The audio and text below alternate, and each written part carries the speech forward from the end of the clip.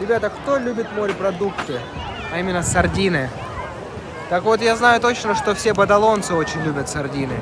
Ведь у них даже есть полноценный национальный праздник в честь сардин. Они специально собираются, готовят их на открытом огне, прям вот так делают угли, вот там засыпают и их переворачивают. Тут же разливают свой местный ром национальный. И все вот так кайфуют и радуются. И можно подумать, ну вот кайф, вот они для людей делают, да? Пришел, сел на песочек, взял сардину, поел. Да нет, ты должен проставить вот эту вот километровую очередь.